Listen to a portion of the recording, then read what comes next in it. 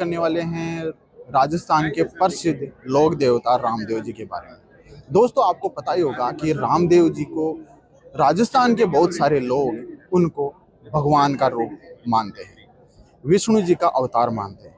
आपने सुना होगा कि रामदेव जी ने एक पुस्तक लिखी है 24 प्रमाण नामक। उस पुस्तक में संत रामपाल जी महाराज जी के जो शिष्य हैं वो दावा करते हैं कि उस पुस्तक में संत रामपाल जी महाराज जी के बारे में बहुत कुछ लिखा है। संत रामपाल जी महाराज जी कहाँ से उनका अवतरण होगा इसके बारे में भी बताया गया है। आइए हमारे साथ में जुड़े हैं एक संत रामपाल जी महाराज जी के शिष्य, इनसे हम जानते हैं कि क्या सच में संत रामपाल जी महाराज जी के बारे में 24 प्रमाण नामक पुस्तक में लिखा गया है। नमस्कार सर। नमस्कार सर। नमस्कार सर, क्या नाम है आपका? सर, मेरा नाम गणेश दास सर। सर, हमने सुना है कि संत रामपाल जी महाराज जी के बारे में 24 प्रमाण नामक रामदेव जी की जो पुस्तक है उनके द्वारा कृत है, उसमें बहुत सारे संत रामपाल जी महाराज जी के बारे में बताया गया है। क्या ये सच में बताया गया? बिल्कुल सर, जो 24 प्रमाण रामदेव जी महाराज के द्वारा जो लिखित पुस्तक है उसमें इतने सारे प्रमाण बताए गए हैं जो संत रामपाल जी महाराज ने बताए हूबहू उसके अंदर वो सेम टू सेम मिल रहे हैं सर। क्या बताया है ऐसा? इसके बारे में कुछ थोड़ा बताइए पुस्तक से। जैसे पुस्तक के बारे में सर मैं आपको बताना चाहूँ कि संत रामपाल जी महाराज ने हर जगह एक पॉइंट रखा है कि सतगुरु सबको करना चाहिए और सतगुरु होना चाहिए।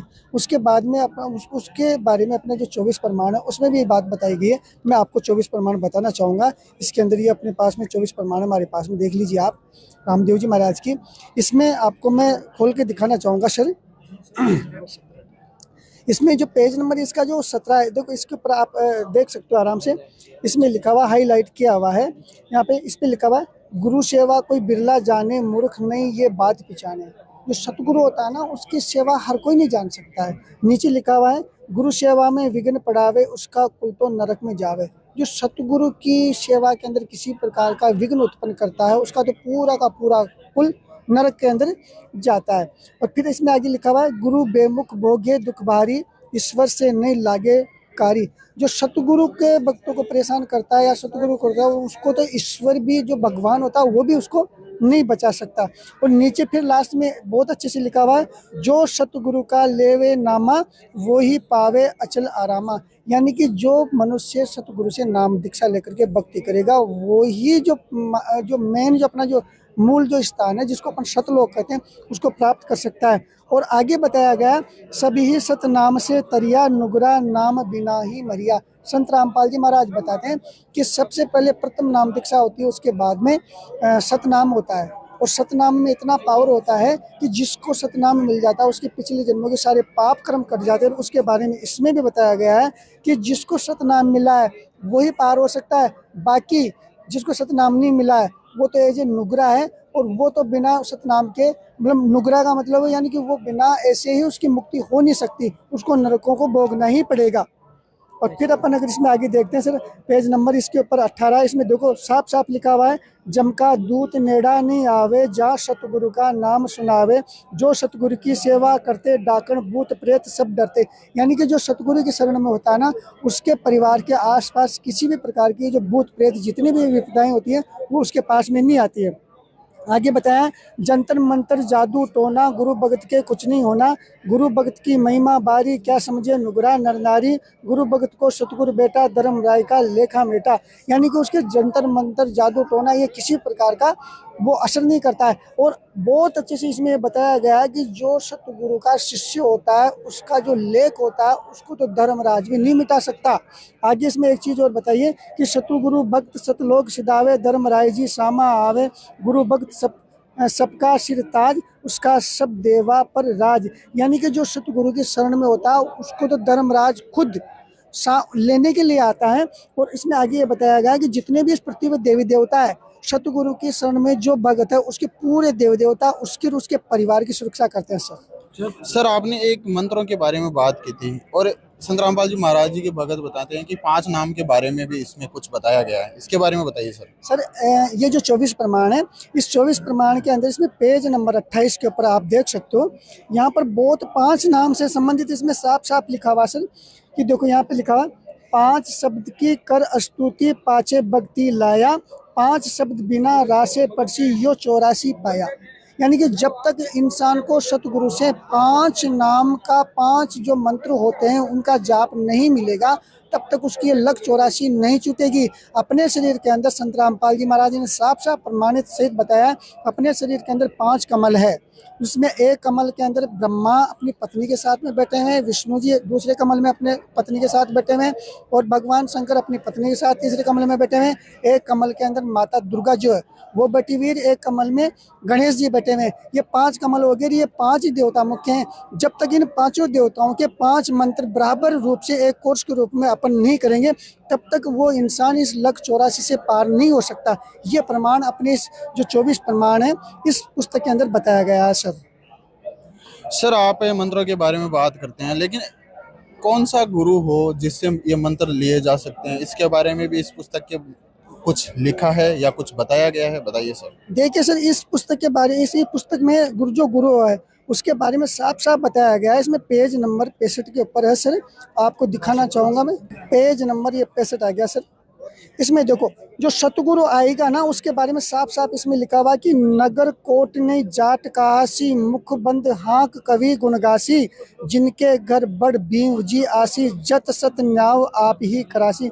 नगर कोट ने जाट काशी, यानी कि वो जो संत होगा, वो जो सतगुरु होगा, वो जाट जाति के अंदर आएगा। और वर्तमान में संत रामपाल जी महाराज एक जाति जो उनकी वो जाट ही है, और वो कवि का मतलब है यहाँ कबीर देव जी से लिया गया है, और एक कवि के रूप में कबीर देव जी के वो गुण गा रहे हैं। हर जगह ये बता रहे हैं कबीर परमात्मा की वो भक्ति बता रहे हैं। और नीचे साहब इसमें और भी नीचे लिखा हुआ कि सारी की सारी जितने भी यहाँ पर ये सब के सब उसके गुण गाएंगे, कबीर परमात्मा के गुण गाएंगे, और कबीर परमात्मा की भक्ति करने के बाद में इस जीव को यहाँ से मुक्ति मिल सकती है सर। सर हम आपसे ये जानना चाहते हैं कि अगर मान लो रामदेव जी ने सतगुरु के बारे में बताया गया है, लेकिन फिर भी उनके मंदिर बने हुए हैं, वहाँ पे पुजारी है और वो सभी को वहाँ पे बुलाने के लिए आह्वान करते रहते हैं, तो फिर उसके बारे में बताइए सर। देखिए सर, मंदिर तो हिंदुस्तान में नहीं ऑल वर्ल्ड में हर जगह बने हुए हैं, लेकिन ये जो रामदेव जी की जो 24 प्रमाण है ये उनके बारे में बहुत कुछ कहती है। और ये प्रमाण से आज अपन देख भी सकते हैं। इसमें पढ़ने से पहले मैं आपको ये चीज़ बताना चाहूँगा कि जहाँ भी मंदिर बने हुए हैं वहाँ पर जितने भी पुजारी उनकी सेवा कर रहे हैं, उनका परिवार आज दिन तक मेरी नज़र में तो मैंने कहीं सुखी नहीं देखा। हाँ, हो सकता है उनके पास पैसा बहुत कुछ आ रहा है, सारी संपत्ति है, लेकिन वो कहीं ना कहीं आंतरिक रूप से मानसिक रूप से परेशान है। और उसका प्रमाण ये भी कहती है, इस पुस्तक में भी साफ साफ लिखा हुआ है, मैं आपको पढ़ के सुनाना चाहूँगा सर, कि देवा का भोग पुजारी खावे, देवा का भोग पुजारी खावे, वंश समेत जड़ा मूल से जावे। जो देवताओं का भोग खाता है, जो पुजारी देवताओं के ऊपर चढ़ाया गया भोग प्रसाद को खाता है, उसका वंश तो जड़ मूल से ही खत्म हो जाता है। ये रामदेव जी ने साफ साफ लिखा हुआ है। और नीचे और बताया गया है कि दीनों दान गरा में राखे, जिनकी वस्तु किस विध पाके। और जो दान मंदिरों के अंदर दिया जाता है देवताओं के नाम पर, उनको ये पुजारी घर पे ले जाते हैं, उनकी तो बहुत बुरी कंडीशन बताई गई है। तो रामदेव जी भी इस चीज़ के लिए मना कर रहे हैं, लेकिन आज संत रामपाल जी महाराज भी ये की बात पे जोर दे रहे हैं कि जो भी जितने भी जो मंदिर वगैरह जहाँ भी अपन ये सारे कर रहे हैं, ये गलत साधना है, इसको अपने को नहीं करना चाहिए। और उसको ये 24 प्रमाण भी बताती है सर। लेकिन सर जैसा कि आपने मंदिरों के बारे में बता दिया, पुजारी के बारे में बता दिया, लेकिन अभी व्रत भी करते हैं, ब्राह्मण जो भी होते हैं वो सभी पंडित, वो सभी व्रत करने के लिए प्रेरित करते हैं, तो उसके बारे में आप क्या कहना चाहते हो? इस पुस्तक में ऐसा कुछ लिखा है? देखिए सर, इसके अंदर सब कुछ दिया गया है। जो आज पूरी दुनिया सारी जितनी भी बहनें इस धरती के ऊपर मौजूद है, चाहे वो बेटी के रूप में हो, चाहे वो पत्नी के रूप में हो, चाहे वो माँ के रूप में हो, सब व्रत कर रही है। और व्रत करने के पीछे एक ही उद्देश्य इनको बताया गया है, जो हमारे समाज का मार्गदर्शन करते थे, जिनको अपन आज एक ब्राह्मण समाज के नाम से जानते हैं। वो ये कहते थे कि व्रत करने से आपको मुक्ति मिलेगी, आपको ये लाभ होगा, वो लाभ होगा। और इन व्रतों के अंदर जो एकादशी है उसका व्रत सबसे इम्पोर्टेंट बताया गया है। लेकिन उसके विरोध में ये जो संत रामपाल जी महाराज ने भी काफ़ी सारी चीज़ें बताई हैं। और ये जो 24 प्रमाण है ये आपको दिखाते हैं, ये क्या करिए। इसमें साफ लिखा हुआ कि 11 राखो गाड से प्रत्यक्ष जापे काल, व्रत करे भूखा मरे जीव पड़े जंजाल। जो 11 का व्रत करता है उसको ये काल भगवान, वो 11 का व्रत चाहे कितना ही करे, लाख बार करोड़ बार, तो भी ये काल भगवान उसको नहीं छोड़ेगा। ये काल भगवान उसको लेकर के जाएगा। काल भगवान के सामने 11 का व्रत कोई महत्व नहीं रखता। वो नीचे लिखा है कि व्रत करे भूखा मरे जीव परे जंजाल। व्रत करने से जीव भूखा रहेगा, परेशान होगा। इसका मतलब ये होता है कि व्रत करने से किसी प्रकार का कोई लाभ नहीं है। ये साफ साफ रामदेव जी महाराज इसमें प्रमाण सहित बता रहे हैं। और ये चीज़ अपने को करनी भी नहीं चाहिए, क्योंकि अपने शास्त्रों में सब कुछ लिखा हुआ है। संत रामपाल जी महाराज भी इसका संत रामपाल जी महाराज के जितने शिष्य हैं, जो संत रामपाल जी महाराज ने ज्ञान बताया, प्रमाण सहित बताया। हम भी ये सारी चीज़ें पहले करते थे, एकादशी का व्रत करना, सब तरह से सारे व्रत करना। लेकिन आज जब से हमें ज्ञान हुआ, हमने ये चीज़ें बंद कर दी है और आज हम एकदम सुखी और संपन्न है सर। लेकिन सर अभी तो कलयुग चल रहा है, इसमें ऐसी भक्ति करना तो मुश्किल हो गया है। इसके बारे में कुछ बताना चाहोगे? देखिए सर, अभी कलयुग चल रहा है, लेकिन भविष्यवाणियाँ ये कहती है कि कलयुग के अंदर जो भक्ति है वो बहुत ही आसान तरीके से कम समय में करके अपन पार हो सकते हैं। और उसमें ये जो आज अपन बात ही इसी की कर रहे हैं, तो अपन इसी टॉपिक के ऊपर ज़्यादा बोलेंगे। 24 प्रमाण है। इस 24 प्रमाण में देखो क्या लिखा हुआ है कि हर आसी हरियाणे तोरण रंगरी रीत चुकासी सुंदर खाती अगम बासिया जुग चौथा में होशी। जो हरि है, हरि मतलब जो भगवान है, वो हरियाणा के अंदर आएगा और जाट जाति में आएगा। और हरियाणा के अंदर संत रामपाल जी महाराज आए हुए हैं और जाट जाति में आए हुए हैं। और वो आगे बता रहे हैं कि सुंदर खाती अगम बासिया जुग चौथा में होशी, यानी कि जो चौथा युग है, सतयुग, त्रेता युग, द्वापर और कलयुग।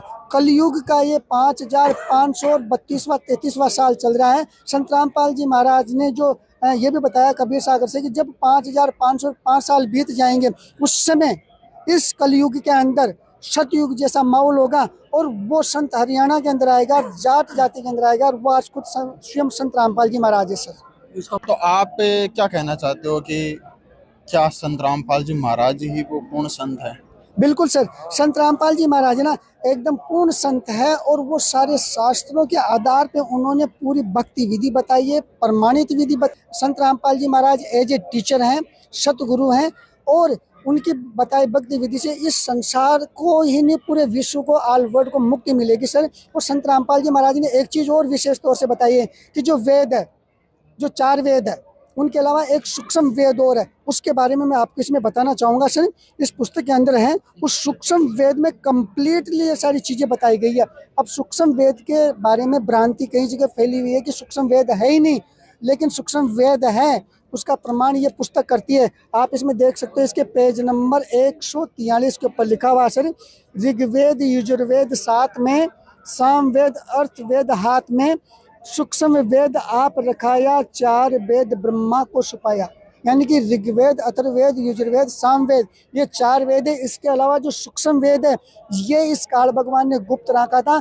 और उस सूक्ष्म वेद के बारे में संत रामपाल जी महाराज ने खुलासा किया है। और उस सूक्ष्म वेद को पढ़ने के बाद में अपने को ये पता चल जाता है कि आखिरकार मनुष्य जन्म क्यों मिला है, आत्म कल्याण क्या है और परमात्मा कल्याण क्या है। इस सिस्टम से संत रामपाल जी महाराज ने एक एक कड़ी जोड़ करके, यहाँ पर आप देख सकते हो जिस प्रदर्शनी में अपन खड़े हैं, पूरे विश्व के सारे यहाँ पर ग्रंथ रखे हुए हैं। तो इनमें ये बताया गया कि आप जब तक सतगुरु की शरण में नहीं जाओगे, तब तक आपकी मुक्ति होना असंभव है।